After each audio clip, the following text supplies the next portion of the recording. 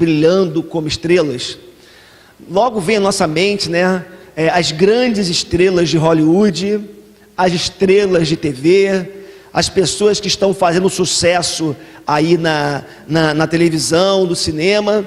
E o que me chama atenção quando falamos de estrelas do mundo artístico, o que me chama atenção é que, sobretudo na nossa época, né, essas pessoas acabam se tornando estrelas muito mais pela sua beleza, pelos corpos esculpidos, pela beleza dos seus rostos, do que propriamente pela performance, por assim dizer, artística. Hoje em dia, se você tem um rostinho bonito e um corpo turbinado, digamos assim, é fácil uma pessoa se tornar uma estrela da TV ou do cinema. E a gente tem visto isso, né? Como que tantas estrelas, né? Uma constelação de estrelas aí, por assim dizer, acaba sendo projetada na mídia e a gente acaba seguindo. Tem gente que tem alguns têm seus blogs, né? Alguns têm aí os seus sites, têm seguidores e acabam criando tendências na moda, no comportamento. É impressionante como essas estrelas acabam tendo um monte de seguidores, não só seguidores lá no Twitter ou nos seus blogs, nos seus sites, mas seguidores de vida, né? Se uma estrela dessa, já disse aqui uma vez, se uma estrela dessa chega, por exemplo, com o cabelo no domingo para cá, na segunda-feira está todo mundo com o cabelo para cá. Se ela chega com uma roupa esquisita, um salto doido, um óculos desse tamanho, na segunda-feira está todo mundo com um salto desse tamanho, com óculos desse tamanho, imitando aquela estrela. Então, hoje em dia, nós quando falamos de pessoas brilhando como estrelas, logo de imediato vem alguns rostos da mídia, da TV, do cinema, assim na nossa mente. Entretanto, eu acho interessante porque, embora esse seja o primeiro pensamento, quando falamos de estrelas, a Bíblia também fala de estrelas. A Bíblia também fala de uma maneira de você brilhar no mundo. E o que me parece, ao olhar esse texto, é que pouco tem a ver com beleza exterior, que é duradoura, que tem prazo de validade, pouco tem a ver com sucesso por uma performance artística, mas tem a ver com o projeto de Deus para a nossa vida. Como o texto é claro ao nos informar aqui nessa manhã, Deus quer que os seus discípulos brilhem como estrelas nesse mundo, no mundo, melhor dizendo, corrompido e depravado. O texto é claro a nos mostrar que Deus tem uma certa, vou usar uma palavra, expectativa ao nosso respeito. Deus tem um desejo para os seus filhos, e o desejo de Deus, a expectativa de Deus, é justamente esse desejo, essa vontade de que nós brilhemos como estrelas nesse mundo. Agora, como que isso é possível? É interessante porque o apóstolo Paulo ele está distante dos filipenses. É interessante porque o apóstolo Paulo ele está distante, como eu já lhes falei, da igreja de Filipos. Ele está distante. Gugu, tá, vai botar aqui, né? Que valeu, cara. Te agradeço, tá?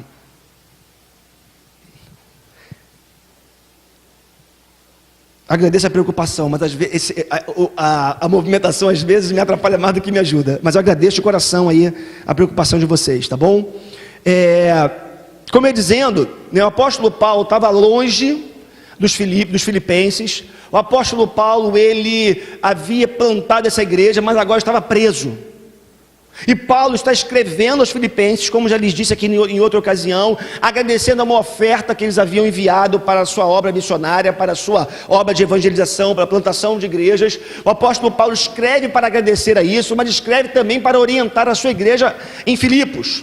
E aí Paulo vai dizer nesse capítulo 2, desse desejo de Deus, de que os filipenses pudessem brilhar como estrelas, ou melhor, que os cristãos em geral pudessem brilhar como estrelas, e ele tem que brilhar, o cristão tem que brilhar para aparecer no mundo. Isso é muito interessante porque não estou falando aqui de performance religiosa, não estou falando aqui, o apóstolo Paulo também não está falando aqui de um aparecer por conta de beleza, de performance religiosa, de um aparecer por causa do nome da denominação ou da riqueza de uma igreja, mas Paulo está falando de um modelo de vida, de um comportamento, de uma forma de ser que espelhe a vida de Cristo, que transmita para o mundo a vida de Cristo. E Paulo vai falar algumas coisas importantes.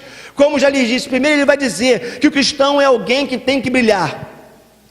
O cristão é alguém que tem que aparecer no bom sentido. Mas Paulo também vai dizer que nós brilhamos quando nós desenvolvemos ou colocamos em prática a salvação que nós recebemos. E aí, isso é interessante porque de imediato pode surgir uma pergunta.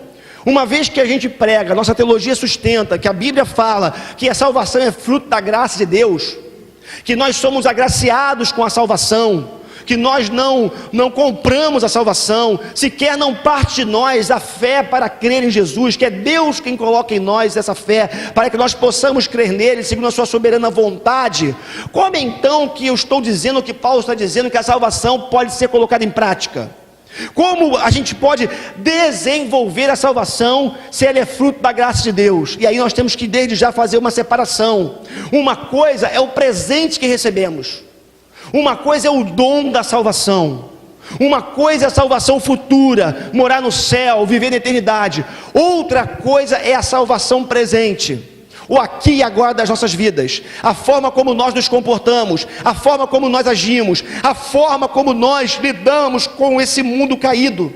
Então Paulo está dizendo, existe uma maneira, existe um jeito de vocês desenvolverem a salvação, colocarem a salvação em prática, e vocês só vão brilhar como estrelas se de fato vocês, na vida de vocês, no trabalho de vocês, na casa de vocês, dentro da igreja, na sociedade, vocês colocarem a salvação em prática. E aí, como que nós podemos colocar essa salvação em prática? O que depende de nós? O que está no nosso alcance para que isso aconteça? Primeira coisa, colocamos a salvação em prática quando nós obedecemos a Deus irrestritamente. Queridos, isso é muito importante. Sabe por quê? Pensa na sua vida sem Deus, se é que você consegue se lembrar, ou que isso de alguma forma está claro para você. Lembre daquele tempo, você que não nasceu em berço evangélico, quem sabe, não está na igreja desde pequeno, não teve esse privilégio. Lembra do estilo de vida que você vivia antes de Cristo. Lembra como que você era, como eu era, eu posso lembrar aqui agora, onde não considerava Deus nas minhas decisões. Como que eu, quando tinha de desejar alguma coisa, ou que queria fazer alguma coisa, não parava para orar perguntando, Deus, essa é a tua vontade para a minha vida? Esse é o caminho que o Senhor quer que eu trilhe? Qual o caminho que o Senhor quer que eu vá? Qual é a tua vontade? Lembra do estilo independente, autônomo, que vivia alienado de Deus, e se o nariz apontava para uma direção, a gente ia segundo o conselho do nosso próprio coração.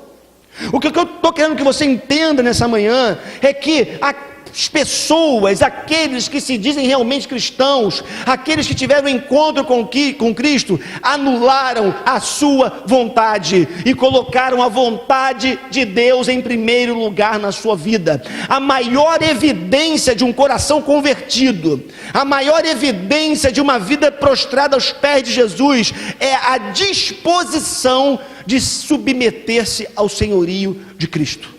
Se você de fato se diz cristão, a primeira coisa que você tem que entender é que você não é mais dono da sua vida, que você não tem mais autoridade sobre a sua própria vida, mas que hoje existe um Senhor sobre a tua existência, e é Ele quem determina a tua vontade, ou melhor, é Ele que influencia a tua vontade, e é Ele que diz o caminho que você deve seguir.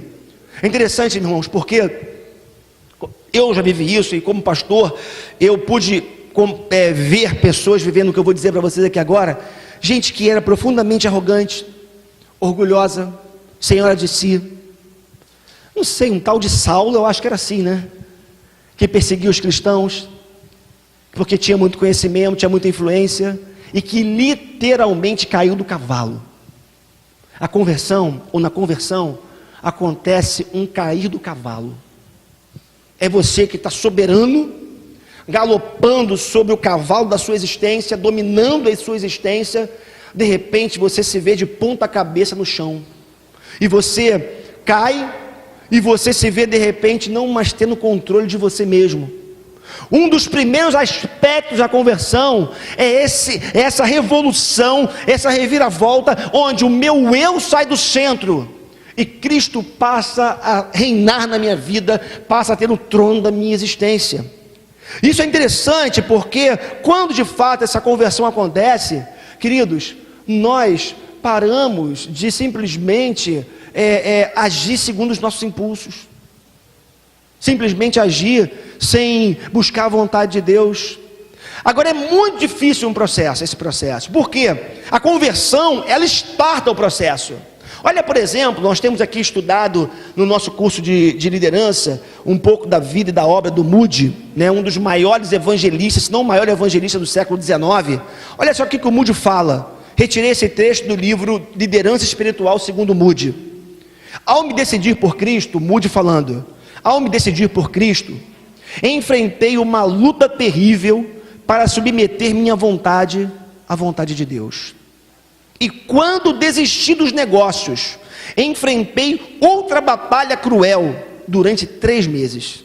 Mas quantas vezes tenho agradecido a Deus por ter vencido o meu querer e feito a vontade dele. Quem está acompanhando comigo aqui a vida do Moody, sabe que Moody tinha uma meta para a sua vida. Ele queria ficar milionário. E ele começou a crescer nos negócios, queria ficar rico, tinha uma meta de juntar $100 mil. Naquele tempo era muito dinheiro, uma fortuna.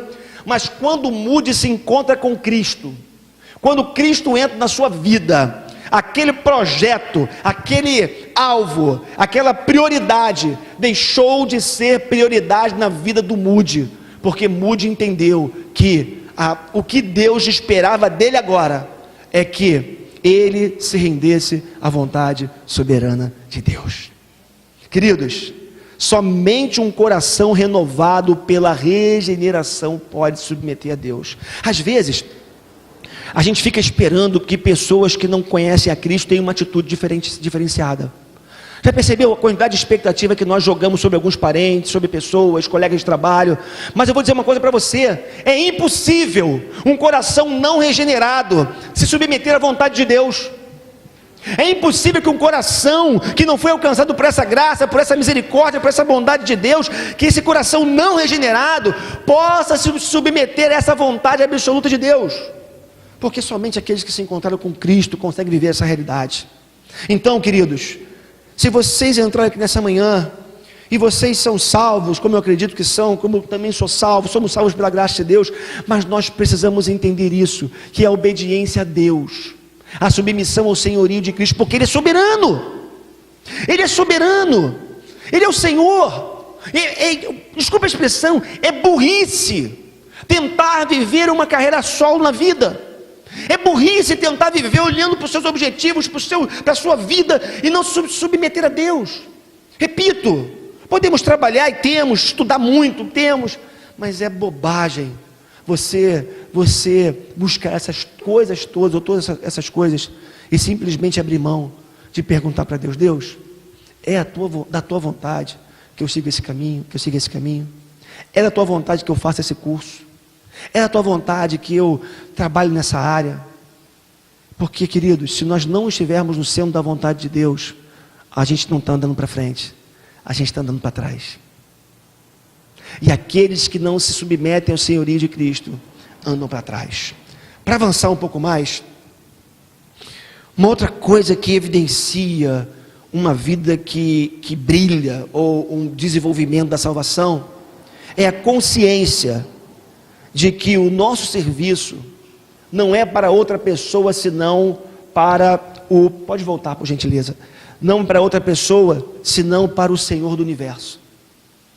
Seguindo o raciocínio, é interessante porque o apóstolo Paulo vai dizer que nós devemos desenvolver a salvação com temor e tremor.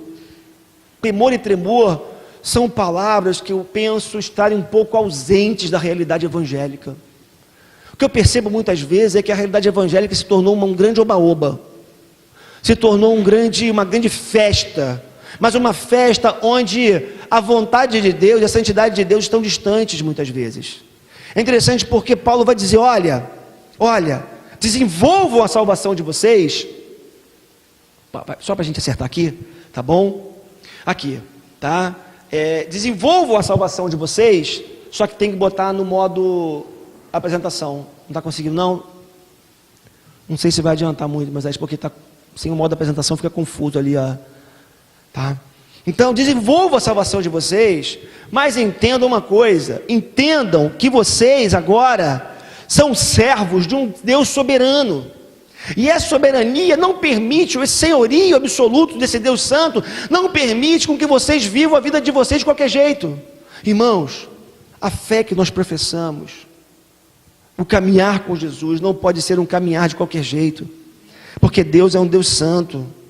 E às vezes eu percebo que nós fomos perdendo um pouco essa capacidade de perceber o Deus, Senhor de todas as coisas, como grande eu sou. Eu lembro, aí sim, Êxodo capítulo 3, versos 13 e 14, quando Deus se revela para Moisés e fala: você vai lá para o Egito, lá para o Faraó, e você vai dizer para ele que eu te enviei. Aí Moisés pergunta assim, Moisés perguntou: quando eu chegar diante dos israelitas e lhes disser: o Deus dos seus antepassados me enviou a vocês, e eles me perguntarem qual o nome dele, que lhes direi? Disse Deus a Moisés: eu sou o que sou. Eu sou o que sou. É isso que você dirá aos israelitas: eu sou, me enviou a vocês. Sabe o que Moisés está dizendo? Que Deus, ele não precisa de tantas definições. Deus, ele simplesmente é. E essa expressão, o grande eu sou, ou eu sou o que sou, nela está embutida tudo aquilo que Deus é: Senhor, soberano, santo do universo. E quando nós estamos diante do Senhor soberano do universo, não nos resta outra postura senão quebrantar-se diante desse Deus, senão um temor diante desse Deus, com um verdadeiro tremor. Aí eu fico vendo hoje, né, a igreja como se comporta. Eu fico vendo a gente aqui, a nossa própria igreja, as igrejas em geral, né, no meio do culto entra e sai. A gente entra por aquela porta muitas vezes como se estivesse entrando no cinema. O entra e sai, né, o andar toda hora aqui descomprometido com o que está acontecendo. Isso aqui dentro e lá fora. Como muitas vezes vivemos um estilo de vida reprovável. Falamos o que os outros falam, pensamos como os outros pensam, agimos como os outros agem, e nós vamos nos esquecendo que nós servimos a um Deus soberano, e falta quebrantamento, falta choro, falta entrega, falta santidade na nossa própria vida. Vivemos um estilo de vida distante dessa vontade de Deus para cada um de nós. É interessante porque quando nós entendemos que Deus é santo e soberano, nós temos que aprender a submeter e a moldar-nos à vontade dEle. Porque o apóstolo Paulo vai dizer que Deus, ele é soberano, ele é santo, e Deus tem uma vontade para a nossa vida. E quando nós nos rendemos a essa vontade, nós nos damos bem, por assim dizer. Romanos 12, verso 2, olha só o que diz. Pode voltar. É Romanos, tá? Não, isso, não. Próximo. É Romanos 12, 2. Não. Eu acho que eu não tenho essa projeção aqui, desculpa, tá? Não se amoldem ao padrão deste mundo, mas transformem-se pela renovação da sua mente, para que sejam capazes de experimentar e comprovar a boa, agradável e perfeita vontade de Deus. Olha o que Paulo está dizendo.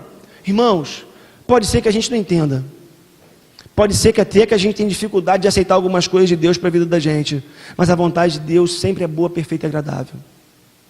Paulo está dizendo o seguinte: olha, muitas vezes nós não vamos entender, muitas vezes a gente não vai entender o que está acontecendo, mas precisamos entender que Deus é aquele que efetua em nós o seu querer e o seu realizar. Deus é aquele que, como soberano do universo, controla todas as coisas, até a nossa vontade vai se cumprir segundo a vontade dele. É mais ou menos assim, como eu acredito, e como a palavra de Deus expressa, a vontade de uma pessoa que se encontrou com Cristo, começa a ser determinada pela vontade de Deus. Se você é uma pessoa de oração, se você é alguém que busca Deus com essa palavra, eu costumo dizer que você vai ter que gastar muito pouco tempo buscando a vontade de Deus para a sua vida. Eu conheço gente que fala assim: mas pastor, eu fico orando, perguntando a vontade de Deus, perguntando a vontade de Deus. Meu irmão, minha irmã, comece a perguntar menos a vontade de Deus e passe a conhecê-lo mais. Porque se você conhecer mais a Deus, se submeter a Ele, Deus vai começar a trabalhar na tua vontade, e a sua vontade será a vontade dEle. Então, eu não sei se eu como uma bicicleta, seu caso, não sei se eu faço isso, se eu faço aquilo. Tenha intimidade com Deus. Viva no altar de Deus. Sirva a Deus. Ande com Ele, que você vai começar a perceber que a sua mente vai ficar mais esclarecida. Você vai começar a perceber que você vai viver menos crises.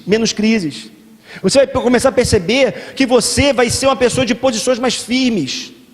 E as decisões que você tomar serão decisões que vieram do coração de Deus, porque você é alguém que tem intimidade com Ele. Agora, se você não é uma pessoa de oração, se você não lê a palavra, se você não vive na comunhão dos santos, onde há sabedoria, sabe o que vai acontecer? Você vai continuar com crises no que diz respeito a projetos. O que eu faço? Eu vou para esse trabalho? Eu não vou? Meu irmão, aqueles que servem a Deus, que andam com Deus, que temem a Deus, eles caminham para frente, agem, porque a vontade de Deus se manifesta na vida deles, porque Deus é quem opera em nós, tanto querer quanto realizar. É o realizar de Deus, é o querer de Deus se manifestando na nossa vida.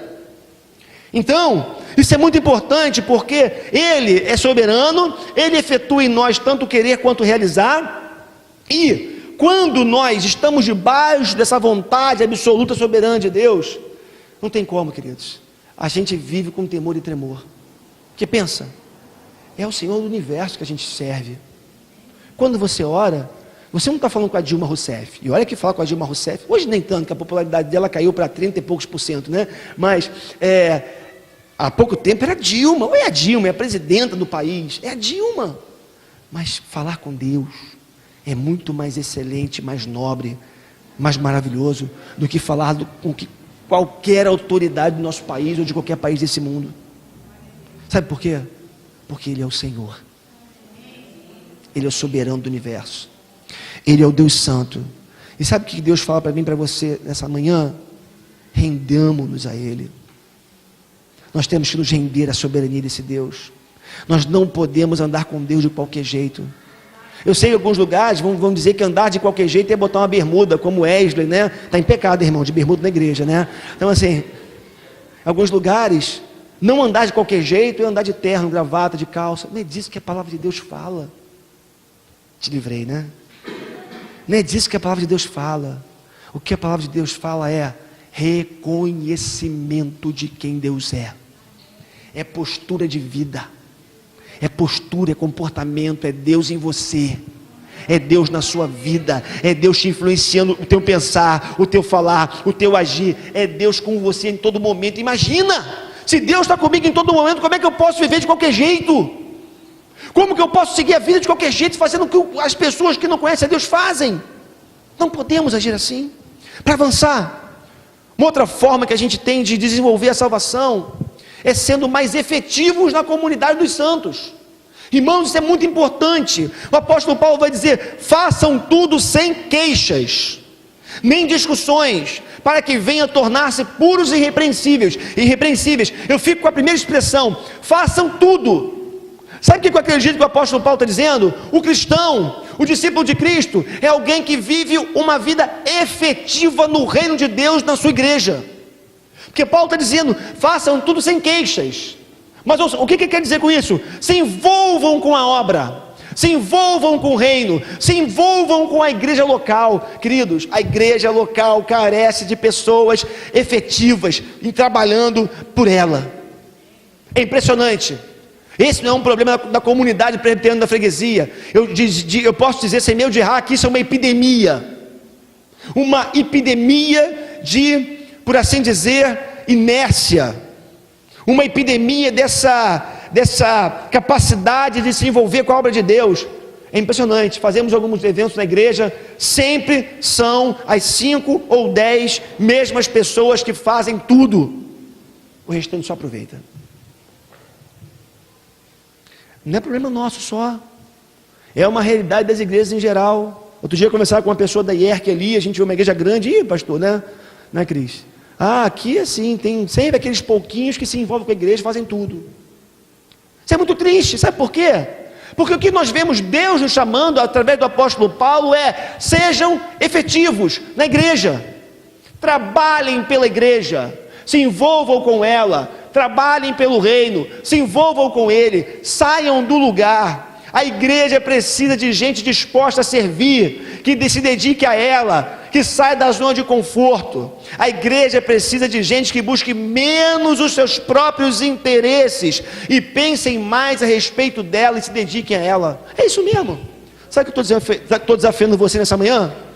A você rever a sua agenda, rever o seu projeto de ganhar dinheiro, rever o seu trabalho. Ah, pastor, mas eu tenho que me dedicar. Faça um desafio com Deus. Faça o seguinte desafio com Deus. Deus, a tua palavra diz que se eu buscar o teu reino e a tua justiça em primeiro lugar, as demais coisas serão acrescentadas. Eu vou diminuir meu tempo de trabalho e vou confiar em ti. Eu vou diminuir o meu tempo desesperado de estudos e vou servir a ti. Mas pastor, você está dizendo que eu não tenho que trabalhar, não tenho que estudar? Não. Eu estou dizendo que você tem que dar um jeito de priorizar mais o reino na sua vida, porque não sou eu quem digo, é a própria palavra de Deus. E a gente encontra desculpa para tudo. Ah, estou trabalhando, não posso. Estou estudando, não posso. Tenho curso, não posso. Vou viajar, não posso. Queridos, a igreja precisa de mais pessoas efetivas, que trabalhem, que se dediquem. Estou cansado, trabalhei demais. Ah, então trabalhar para lá fora você pode, na igreja você não pode. Dar seu tempo lá você pode. Aqui você não pode. Ah, porque lá você é remunerado, aqui você não é. Eu te garanto que a remuneração do serviço a Deus é muito maior do que o teu chefe pode te dar. É muito maior, muito mais excelente, muito mais nobre. Estude. Agora, quantas horas você gasta de bobeira? Quantas horas você gasta na internet de madrugada? Quanto tempo que você perde com bobagem? Reveja a sua agenda. Olhe para o seu tempo. Olhe para as suas prioridades. Porque quando nós buscamos buscamos priorizar o reino de Deus, a gente descobre que Deus, Ele é fiel e justo. A gente descobre que Deus dá os seus enquanto eles dormem. Queridos, às vezes nós vemos com crise de falta de tempo, né? Eu também tenho. Semana passou, o dia passou, tudo passou, não consegui fazer. Em primeiro lugar, tem muito erro nosso por falta de prioridade. Mas quando a gente entrega realmente a vida para Deus, você sequer saiu para trabalhar de manhã, Deus já está trabalhando por você. Deus já está otimizando o seu tempo. Deus está cuidando de todas as coisas. Enquanto você ora, eu sempre cito esse livro, eu acho que é do Bill Hybels. Eu acho que é do Bill Hybels, não é do Bill Hybels não. Enfim, o nome do livro é Ocupado Demais para Deixar de Orar. Quanto mais ocupado, mais oração você precisa, de mais oração você precisa. Quanto mais importante você é no seu local de trabalho, mais buscar a Deus, servir a Deus você precisa. Porque quando você faz assim, Deus faz você ter sucesso na sua vida profissional. Deus dá os recursos que você necessita, sem que você barganhe com Ele. Deus simplesmente dá. Sabe por quê? Porque a promessa de Deus se cumpre. Porque se você buscar o reino de Deus e a sua justiça, essas demais coisas serão acrescentadas. Agora, se por um lado eu preciso da efetividade, por outro lado, essa efetividade não pode estar divorciada da afetividade. Porque pessoas que são muito efetivas em qualquer área, mas estão destituídas de afetividade, de amor, elas acabam produzindo um ambiente pesado, um ambiente que se torna impossível de se trabalhar. A gente costuma dizer que tem gente que é muito inteligente, né, no campo intelectual, mas sofre de uma patologia que é a doença emocional. São burras emocionalmente ou doentes emocionalmente falando. Então, eu conheço gente assim, que é ótima no que faz, conhece tudo aquilo, mas não tem uma performance melhor. Não são bem-sucedidos naquilo que fazem, porque não sabem lidar com as pessoas. E é por isso que o apóstolo Paulo vai dizer: façam tudo sem queixas nem discussões. Façam tudo, sejam efetivos, mas sejam afetivos. Como? Sem queixas e discussões. Tem gente que está sempre querendo sobressair ao outro, está sempre querendo vencer na discussão, está sempre querendo ter o argumento melhor, está sempre querendo, de alguma forma, demonstrar o seu conhecimento, mesmo que isso venha gerar uma exposição do outro. O que o apóstolo Paulo está dizendo é: se você é cristão, se você foi regenerado, se você serve a Deus, faça tudo, efetivamente, mas não percam a capacidade de serem afetivos, ou seja, de amarem uns aos outros. Na igreja isso é muito sério. Tem gente que atropela os outros. A gente tem falado sobre isso no nosso curso de liderança. Tem gente que atropela os outros. Tem gente que, querendo fazer tudo, acaba atropelando. Acaba passando por cima. Acaba exigindo que o outro não pode dar. Acaba exigindo uma performance que o outro não tem como realizar. E aí, queridos, o ambiente fica pesado, o ambiente fica difícil de você conviver, e nós não conseguimos transmitir esse amor de Deus, essa graça de Deus para a vida das outras pessoas. Uma outra coisa que precisa acontecer, pode passar por gentileza na nossa vida, é a luta contra o pecado. Você desenvolve a salvação quando você luta contra o pecado. Pegando o mesmo texto, façam tudo sem queixas nem discussões, para que venham a tornar-se puros e irrepreensíveis, filhos de Deus, inculpáveis, no meio de uma geração corrompida e depravada, na qual vocês brilham como estrelas no universo, retendo firmemente a palavra da vida. Olha o que Paulo está dizendo: façam tudo sem queixas nem discussões. Tendência humana. Isso é uma tendência humana. A gente faz as coisas querendo aparecer, a gente gosta de aplauso, a gente gosta de ibope, a gente gosta de ser visto pelos outros quando fazemos algumas coisas na igreja, e o que acontece é que muitas vezes entramos em conflitos por conta dessa nossa natureza irascível, por conta dessa natureza belicosa que nós temos. Ou seja, nós somos acabamos, perdão, nos tornando, por assim dizer, obcecados, e acabamos, tudo que a gente vai fazer, a gente acaba agredindo as pessoas com palavras, com a forma de a gente agir, como eu já lhes disse, atropelando os outros. Então Paulo fala: façam tudo sem queixas, sem discussões, porque Deus tem um objetivo para a vida de vocês, para que venham a tornar-se puros e irrepreensíveis. Irmãos, o cristão tem que ser alguém puro e irrepreensível. Imagina, a coisa mais triste que existe são as notícias que chegam para a gente de vez em quando, para mim aqui então, na porta da igreja, de vez em quando chega isso: fulano lá no meu trabalho diz que é crente, mas tem que ver como é que ele é. Coisa horrível. Vive sendo repreendido por colegas de trabalho que não são cristãos pelo seu comportamento. O cara mente, o cara trai a esposa, o sujeito rouba coisas do trabalho. É só uma caneta, é só um clips. Isso é pecado. Isso é pecado. Nossa mente tem que ser mais pura, nossas atitudes têm que ser mais renovadas. E aí, queridos, Paulo está dizendo claro para mim e para vocês nessa manhã: olha, façam tudo sem queixas e discussões, para que venham a tornar-se puros e irrepreensíveis. O desejo de Deus é essa pureza de alma. Nós temos que ser como crianças. Jesus falou isso certa vez, né? Sejam como crianças, puros. Temos que ser menos maliciosos, julgar menos o outro. Já viu a capacidade que a gente tem de julgar as pessoas pela aparência?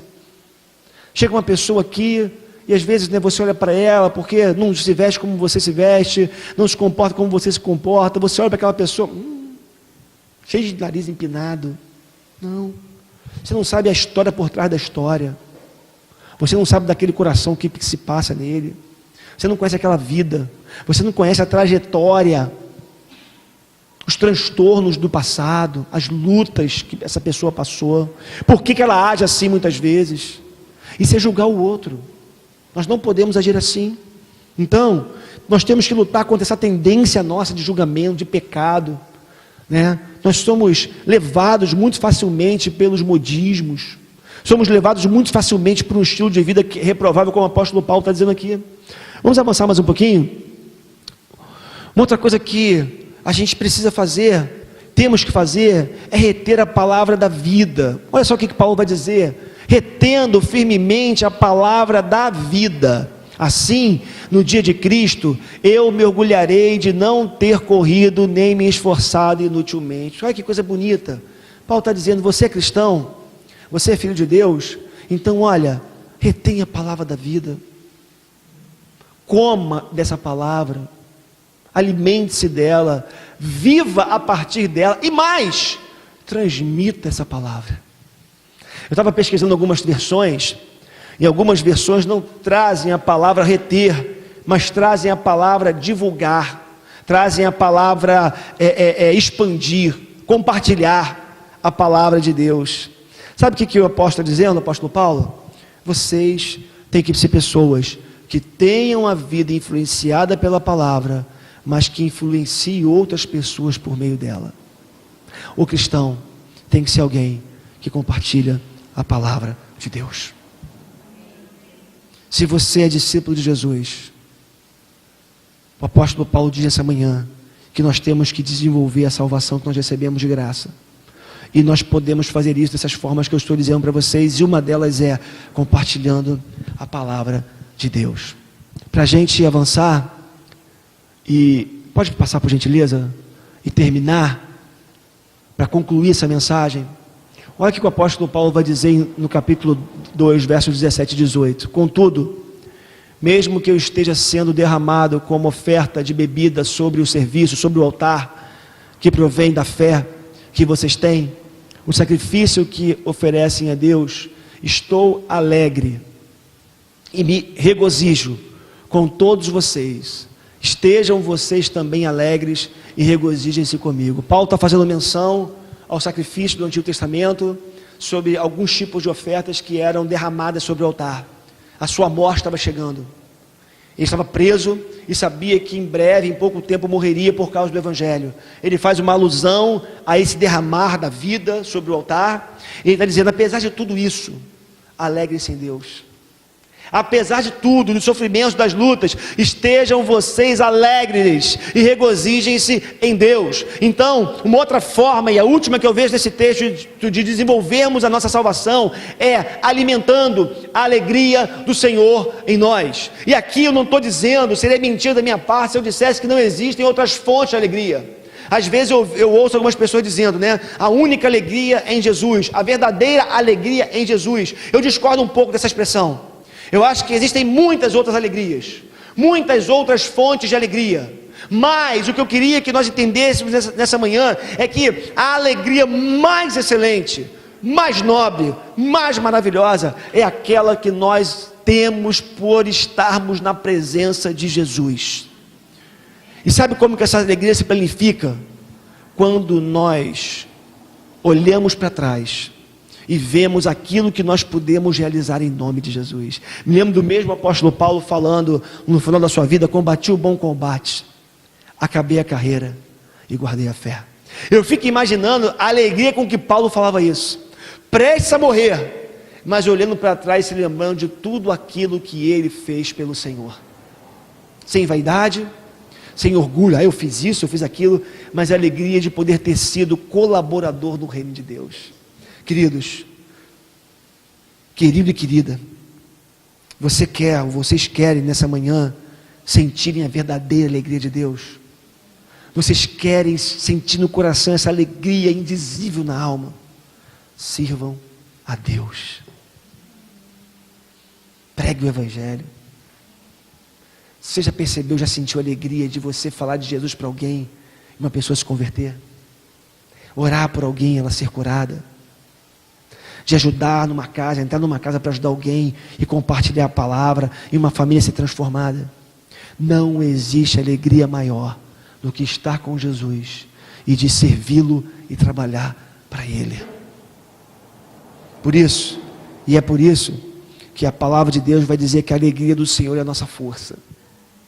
É do Senhor porque é aquela que provém daquilo que nós fazemos para Ele, que é a adoração e o serviço na sua presença. Essa alegria tem a ver com o avanço do reino, tem a ver com a prosperidade espiritual da igreja, tem a ver com os mínimos detalhes na casa de Deus, essa capacidade da gente sair do lugar e servir a Deus, como eu já lhes disse. Então assim, eu concluo essa mensagem dizendo o seguinte: eu sei que se torna um peso, poderia ser um peso muito grande para nós.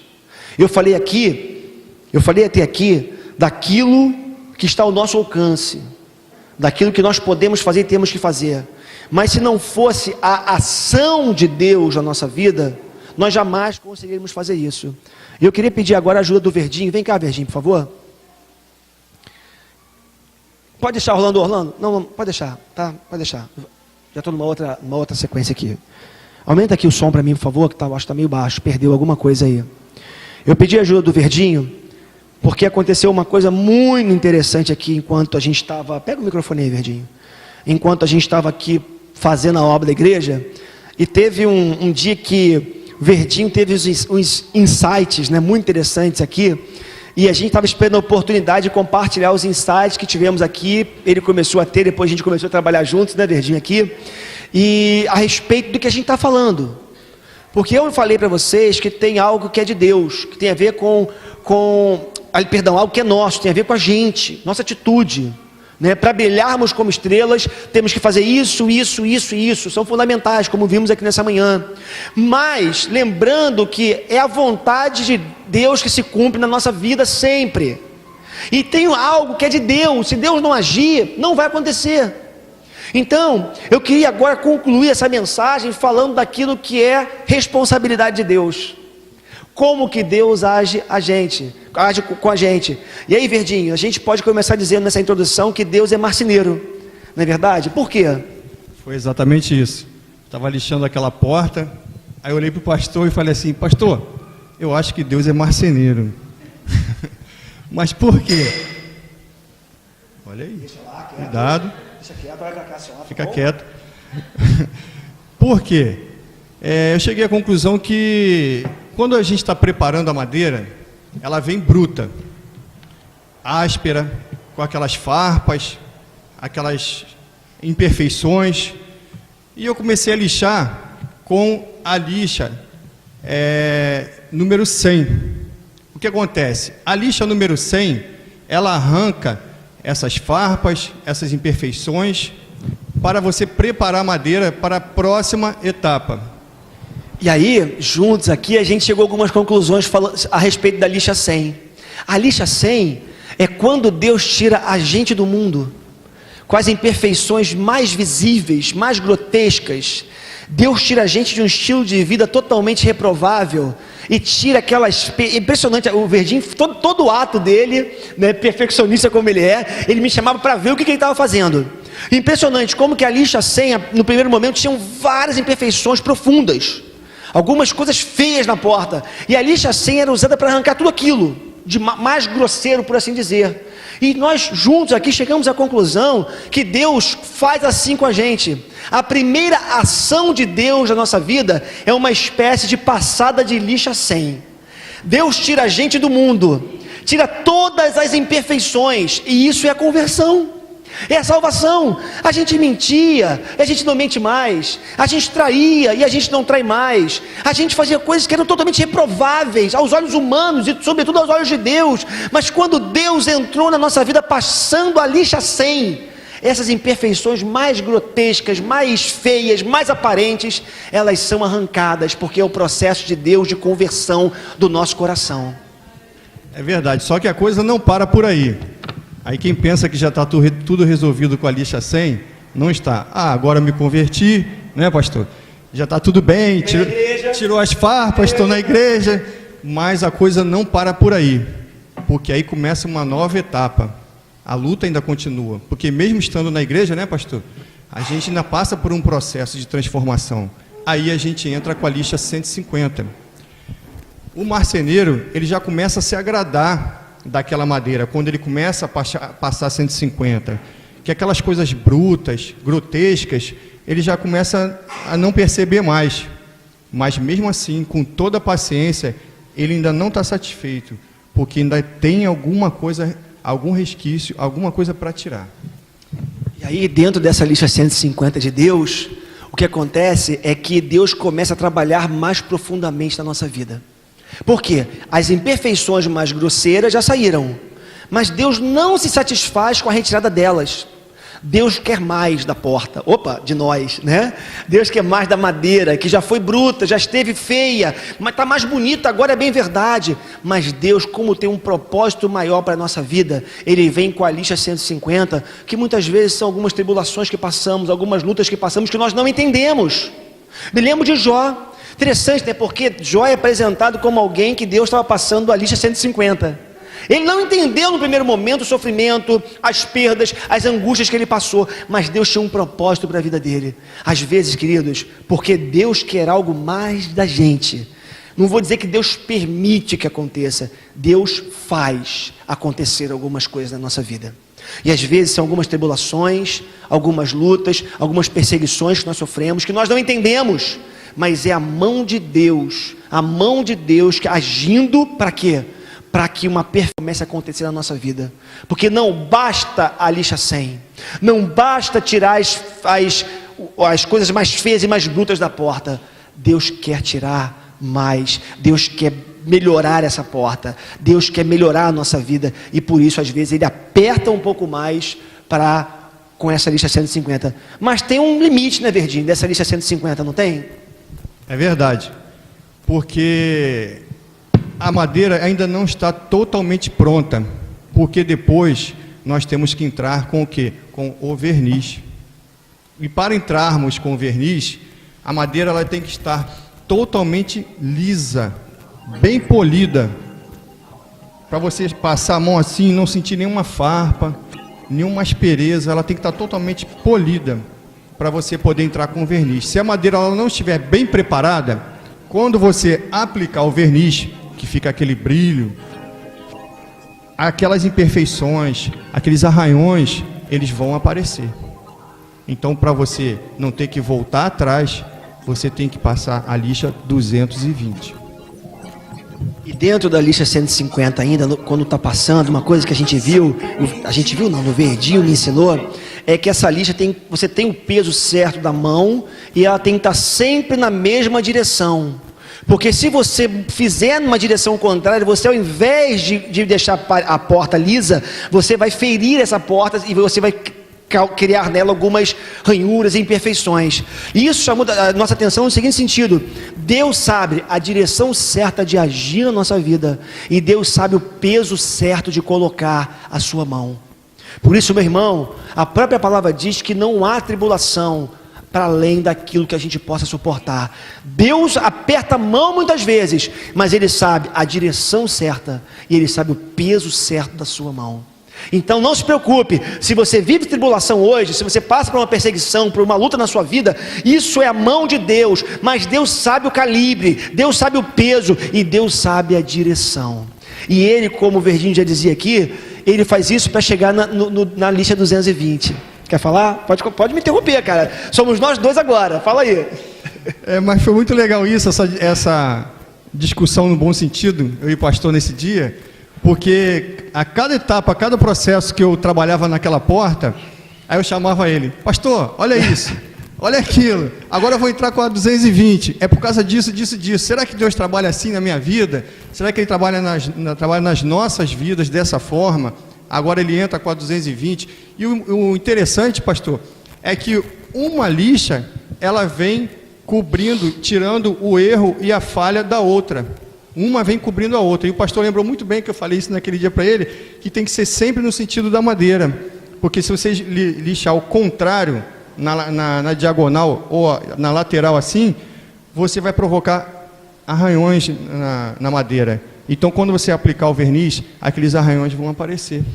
Então, a madeira ela tem que estar completamente lisa, sem nenhum arranhão. Aí nós entramos com a 220, para poder dar aquele polimento liso, agradável. A Cris, quando passou a mão lá na madeira, lá na porta, ficou impressionada, porque fica mesmo, é uma sensação boa, agradável, como fala na palavra ali, né, pastor? A gente sente prazer em ter e ver o resultado daquele trabalho. E aí, uma vez a 220 passada, está pronta para receber o verniz da unção, que vai brilhar. Já viu uma porta bem envernizada? Como que ela brilha? Como que ela é bonita? Como que você chega, a gente dá quase para pentear o cabelo, não meu, né, assim, né, que não precisa, mas dá para pentear o cabelo. Sabe por quê? Porque uma porta preparada, ela foi preparada justamente para receber esse verniz. Todo esse processo de Deus na nossa vida, que vai desde a tirada do mundo, as lutas que nós passamos, tudo isso faz parte de um projeto de Deus para que o verniz da unção seja aplicado na nossa vida. Quando o verniz é passado, esse verniz começa a brilhar, a porta começa a brilhar, e todo mundo que chega começa a perceber: nossa, que porta bonita, que verniz bem aplicado, porque teve toda uma preparação até chegar aquele verniz. Queridos, é impressionante a forma como que Deus trata a nossa vida. Há um chamado para brilharmos no mundo. Tem coisas que dependem de nós, mas em muitos aspectos Isso depende de Deus. Deus quer derramar o seu verniz sobre a nossa vida. Deus quer derramar desse brilho sobre cada um de nós.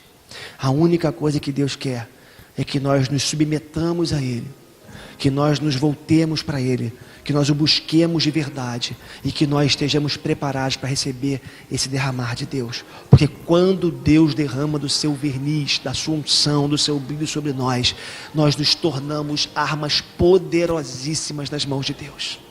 E Deus não quer outra coisa senão isso para as nossas vidas.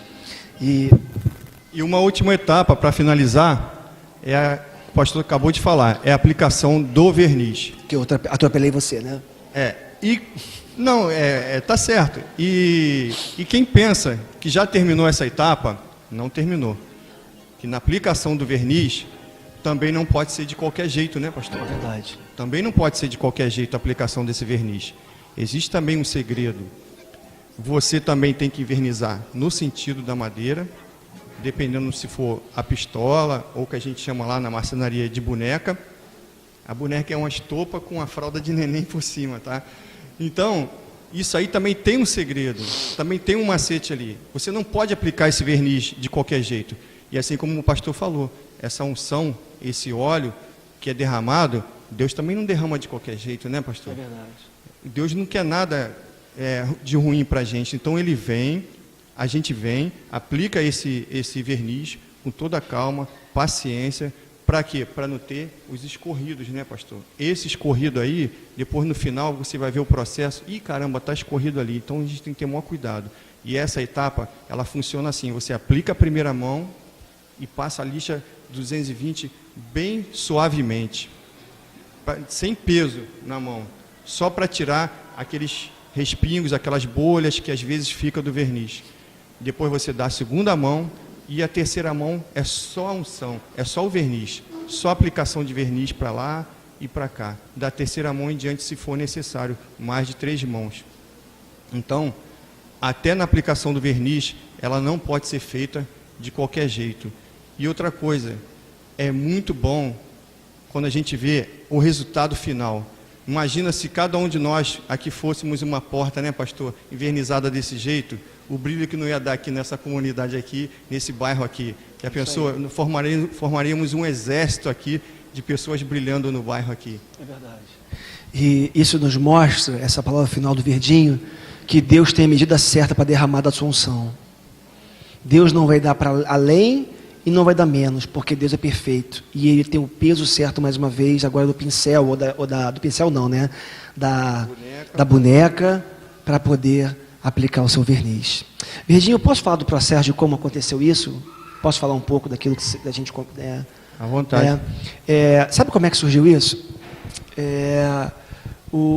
Começou, podemos dizer, que naquela oração pela família, certo? Que a gente orou por você, é verdade. Pela Laís. O Verdinho, ele... Fala você. Acho que é melhor, né? Você dá esse testemunho. Prefere ou eu falo? Começa eu então, tá, você vai me interrompendo, né? Se eu errar, você fala. O Verdinho, ele vive uma luta grande, pessoal. O Verdinho perdeu a sua esposa há 6 anos. 5 anos. Há 5 anos. Amava demais sua esposa e a perdeu com uma doença grave. E isso gerou vem gerando ao longo desses 6 anos muitas crises no Verdinho. E muitas vezes o Verdinho ele veio para a igreja, a gente se conheceu por conta da capoeira, né? Veio para cá e o Verdinho se tornou membro da igreja, mas muitas vezes o Verdinho sumia. E os sumiços dele se davam por conta de um profundo desânimo que abatia o seu coração, as lembranças do passado, as crises que ele vivia. Ele não conseguia firmar na casa de Deus, no trabalho de Deus. E muitas vezes, né, Verdinho? Tentou, ele vinha, depois ele saía, ele vinha, depois ele saía. Até que chegou aquele, se eu estiver errado, você me corrige aqui, aquele dia que nós fomos orar pela família dele, como fazemos todo domingo aqui, pelas famílias da igreja. E o Verdinho, depois daquela oração, aliás, naquela oração, vocês se lembram que ele dobrou o joelho ali, e ele fez um propósito com Deus, que ele queria que a partir daquele dia, ele queria ter uma postura diferenciada, renovada na presença de Deus. E ali, daquela oração em diante, nós podemos dizer que o Verdinho viveu um processo de transformação de Deus, né, na vida dele.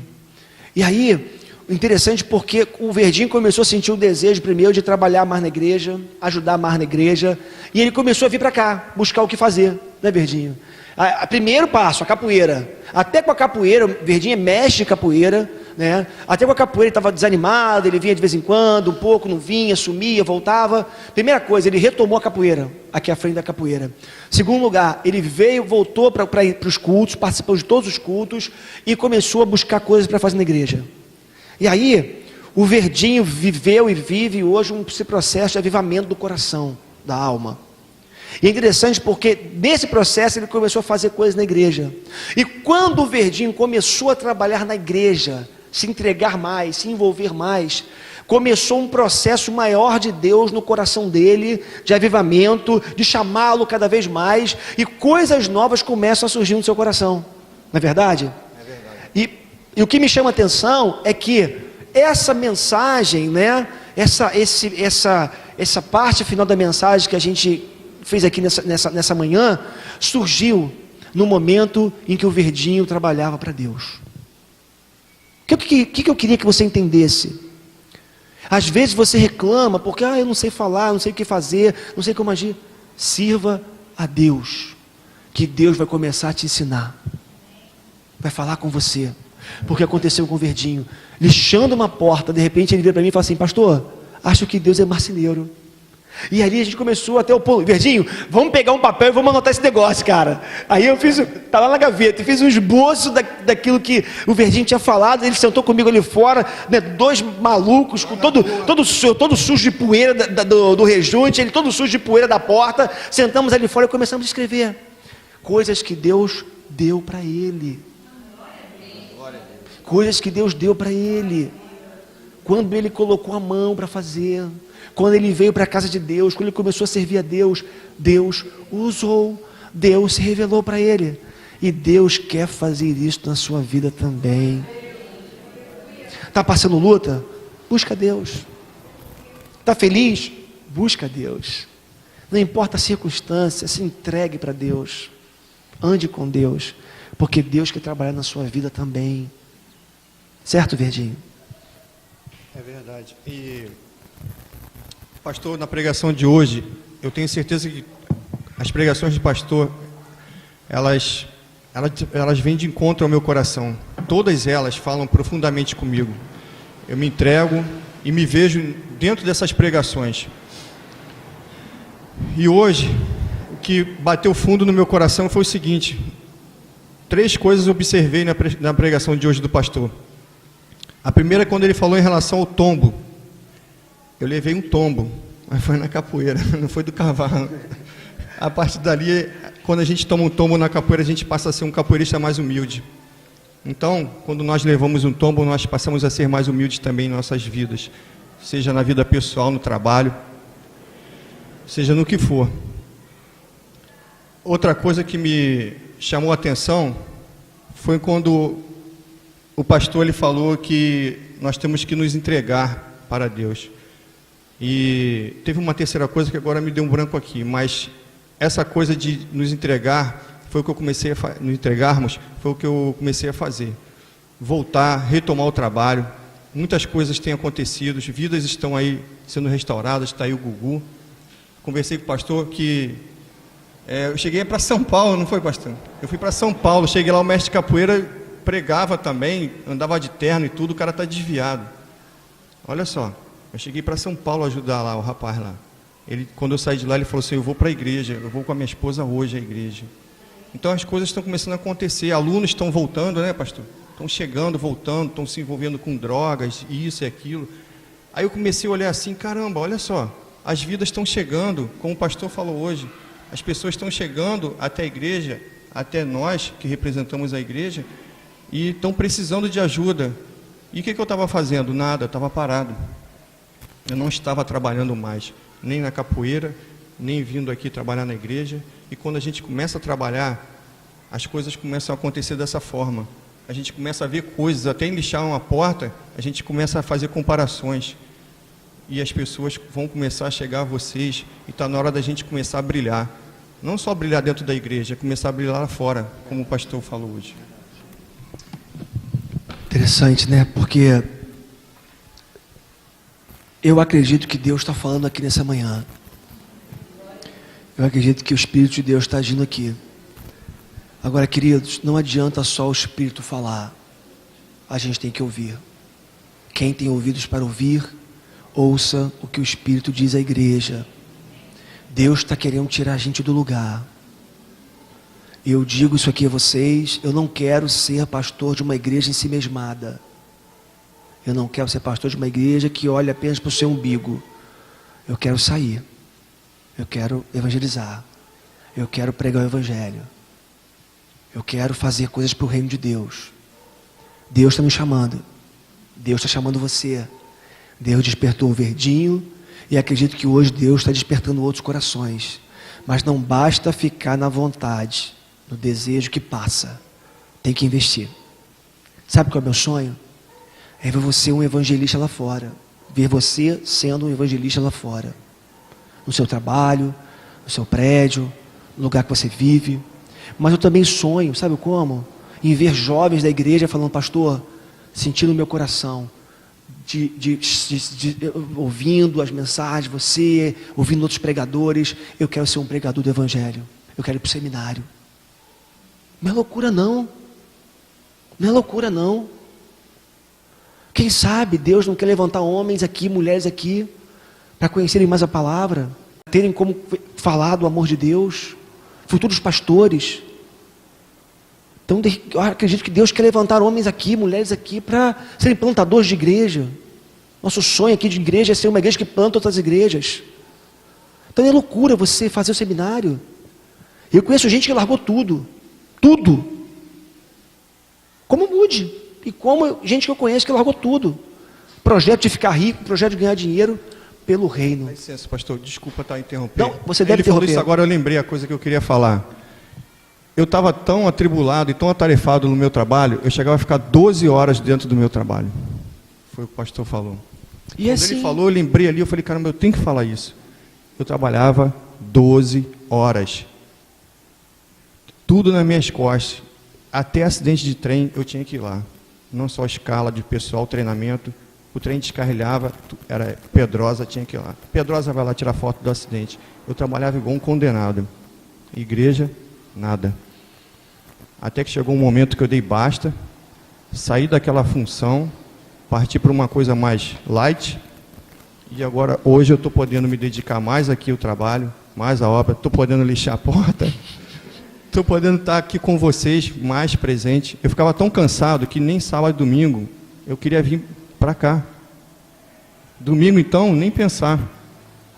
Eu queria descansar, arrumar minha casa, lavar roupa, fazer minhas coisas, que lá em casa tudo eu e minha filha.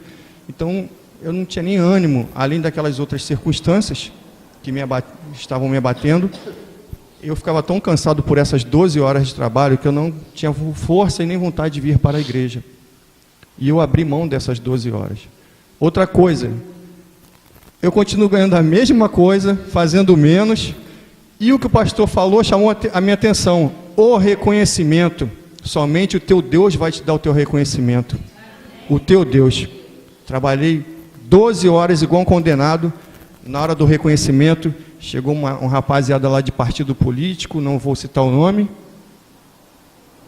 Surgiu uma farpela daqui, outra dali, deu para eles. Até no reconhecimento do crachá, eles vão ter um crachá diferenciado do nosso. Por partido político entrou lá, e entre aspas, nosso chefe, querendo ganhar alguma coisa também, está dando toda a condição para eles. Eu trabalhei desde o início, na fundação desse trabalho, na hora do reconhecimento, deu para eles. O que adiantou as 12 horas de trabalho? E eu deixei a igreja de lado. Então, o homem pode não me reconhecer, mas se eu estiver trabalhando aqui dentro, com vocês e para os que estão lá fora, o meu reconhecimento vai ser muito maior. Então, trabalhar para Deus é mais gratificante. amém, amém.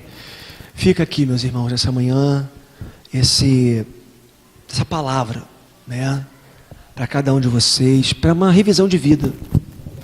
Uma revisão de vida pessoal, uma revisão de comportamentos, uma revisão, fica aqui um pouquinho, uma revisão de comportamento, uma revisão de atitude diante de Deus, da sociedade. Deus quer derramar do seu verniz.